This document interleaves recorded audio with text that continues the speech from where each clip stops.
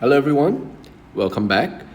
Today what I want to share with everyone is the process of factorizing and solving cubic polynomial.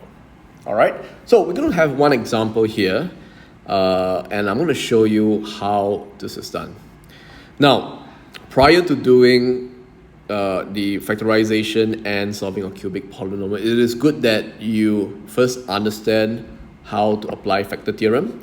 Now, in my previous video, I must have shared the process of performing factor theorem. So we're going to apply that actually for this part of solving and factorizing cubic polynomial. All right. Okay, so let's look at our example here. So our polynomial that we want to factorize in this case is x cubed minus 3x squared minus 13x and plus 15.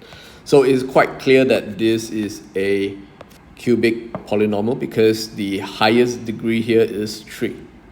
So how do we go about factorizing it? Now, unlike quadratic where we have a t-chart or we want to split the middle term, we can't really do that for cubic polynomial. All right? But what we can do is we can first try to get a factor out of this. And how we're going to do it is actually we want to apply factor theorem. Okay, so we're going to first let fx be the polynomial. X cubed minus 3x squared minus 13x plus 15. Okay, now I'm not really sure which one is a factor. I really don't, but I can give a good guess. I would suspect that my factor would be basically the roots of it will be somehow related to 15. All right, and what I mean by somehow related is that likely the factor of 15 will be a possible root. All right, so we're going to do a bit of guess and check in this case. So if you look at 15, what are the possible factors of 15? So you have plus 1 for sure, and also we include the negative. 2, you can't divide 15 with 2, but you can do it with 3, you can do it with 5, you can do it with plus minus 15.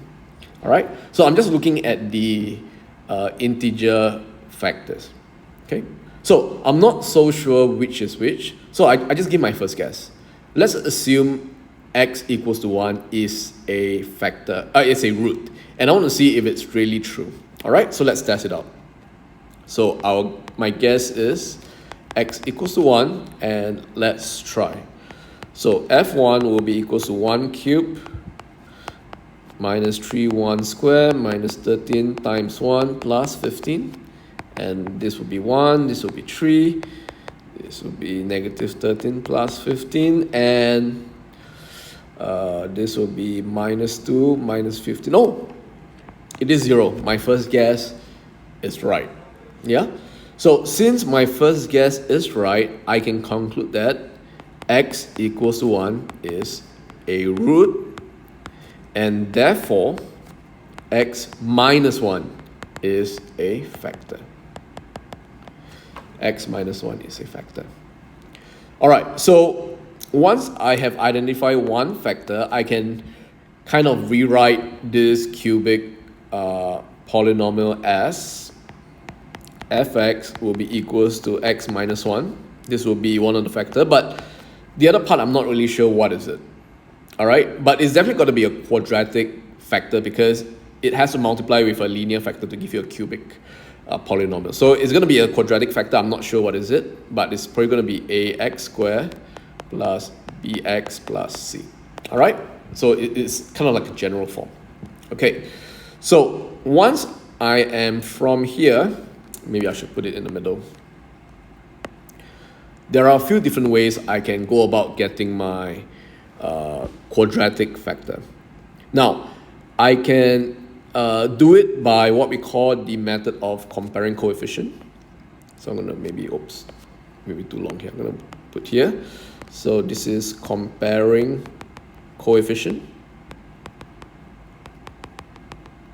Or I can do long division. So two possible methods, and I'm going to show you both methods, how I'm going to do it. All right, so let's try with comparing coefficient first. Okay, so what I'm going to do, I'm going to rewrite this whole fx into and include x cubed minus 3x squared minus 13 plus 15 into that. So I'm going to say that x cubed minus 3x squared minus 13x plus 15 is equals to x minus 1, which is the factor I managed to guess, and the unknown quadratic factor. Okay, so from here, comparing coefficient will allow me to actually work out what's the a, b, and c value. All right, so let's try to work out a first. Now, a here is the coefficient in front of x squared, and you know that when ax squared multiply with x, it gets you ax cubed. All right, so in the whole entire expansion, this is the only time you will get a ax cubed term. All right, and if you compare that to the coefficient in front of my x cubed, you realize that the coefficient currently in my x cubed is 1. So therefore, I can conclude that 1 is equals to a. Right, 1 is equals to a. Right, so that's how I get my a. Now, similarly, we're going to use that process to get my c. Right, so the only time you get a constant term is when c multiply with the negative 1. All right, that is the only time you will get a constant term. And in this case, my constant term is plus 15. All right, so therefore, I can conclude that negative 1 times c, that will be equals to positive 15. So therefore, negative c equals to 15 and c equals to negative 15. Okay. All right, so I've gotten my a, I've gotten my c. So I'm going to replace everything in the above. So x cubed minus 3x squared minus 13x plus 15 is equals to x minus 1. And a is 1, so it's just x squared.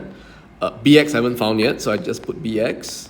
And then c I found, which is minus 15. I'm going to replace it right here. Okay, now to find b is very easy. So this time around, I am going to substitute any value I like, any x value I like. That should allow me to find b. So in this case, I will just use x equals to 0, which is easy to substitute and work out. So when I sub x equals to 0, so this would be 0, 0, 0, and I'm left with 15 equals to, I'm going to substitute 0, so 0 minus 1 is minus 1. 0 is not good because 0 will get rid of my bx, so maybe I will switch another substitution. This is not very good. All right, so let's try something else. Maybe I can't do 1 because 1 will make x minus 1 to 0 and then everything's gone. So maybe 2. Let's try 2. So let's sub x equals 2. And let's see how it goes from here. So 2 cubed minus 3, 2 squared minus 13, 2 plus 15 equals to 2 minus 1 times 2 squared plus b times 2 minus 15. Okay, so let's work that out. So this will be 8 minus 4 times 3 is 12. Minus 26 plus 15 equals to 1 times of, this is 4, plus 2b minus 15. All right, let's clean that up. So don't mind me, I'll just use my calculator quickly to work this out. So 8 minus 12 minus 26 plus 15, that will get you negative 15. And this will be minus 11 plus 2b. All right, so we're going to add negative 11 to the left side. So negative 4 equals to 2b. So b equals to negative 2. All right, so all in all, I'm kind of done. So therefore, I can conclude that the expression fx will be equals to x minus 1 after I factorize it. Then I have ax, which is 1x squared, and b is minus 2x minus 15. Okay, but this is not completely factorized yet. So I'm going to carry on from here and try to factorize this quadratic factor by using a t-chart or split the middle term. But for me, I'm going to do it mentally, all right? So this is going to be x, 15 will be 5 and 3, right? So minus 5, x plus 3, yeah? Okay, so this is the completed factorization form of the cubic polynomial. Oops, let me put a bigger one. Okay, yeah, that is really done. And the next part is actually to solve it, right? We want to solve it, meaning to say, oops, sorry. To solve it means that I got to equate my factors to 0 and solve it. So basically x minus 1 equals 0, x minus 5 equals 0, and x plus 3 equals 0. So my answer will be x equals to 1, x equals to 5, and x equals to negative 3. All right, so that's how I solve this cubic polynomial. All right, so this is the whole method of using comparing coefficient to actually perform the factorization, and then after that we solved it, yeah? All right, so long division is the usual way that we have learned and we have done. So we can go ahead to do long division, or in case you want to do synthetic division, that's fine as well. So just go ahead and divide the fx, which is this. You can divide that with the x minus 1, which we guessed it initially. All right, let me get some space. Oops. Okay, and let's divide that. So I think it will be x squared, then you're going to minus x cubed minus x squared. What you're left with is minus 2x squared. You bring down everything. All right, so get rid of minus 2x squared, so negative 2, minus 2x squared plus 2. So you're going to have minus 13x plus 13. Is it 13? Nope, nope. Let's see. Yeah, I think that would be 13. Okay, and let's plus another, what should we do? Let's see. 2, oh, this should be, wait, did I make a mistake? Let me check. X squared, yeah. Oh, it should be 2x, I think. I make a mistake. So it should be 2x. So this should be 2x. Yeah. I just found out my little error here. Okay, so let's clean that up. So this will be minus 15x plus 15. And the last one is going to be minus 15, right? So that will get me minus 15x plus 15, which basically gives me 0. And we do expect the remainder to be 0 because x minus 1 is a factor. All right, so this is my quotient. And you realize that the quotient is kind of the same like the quotient here.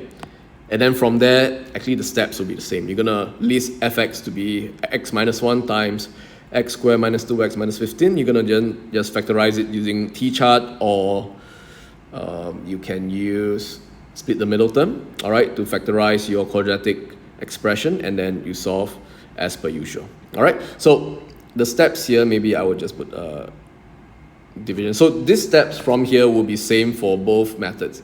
If you use comparing coefficient or you do long division, these steps will be identical. The only difference is that the initial part of solving for A, B, C is different from how you do it with long division. But from there, this part onwards is the same. All right, so these are the two methods of actually factorizing and solving cubic polynomial, namely comparing coefficient strategy and long division. Yeah, so I hope it is clear and you understand both methods. Whichever you prefer, it doesn't really matter. It's all okay. All right, so I hope this is clear, and I will see you in the next one. Cheers.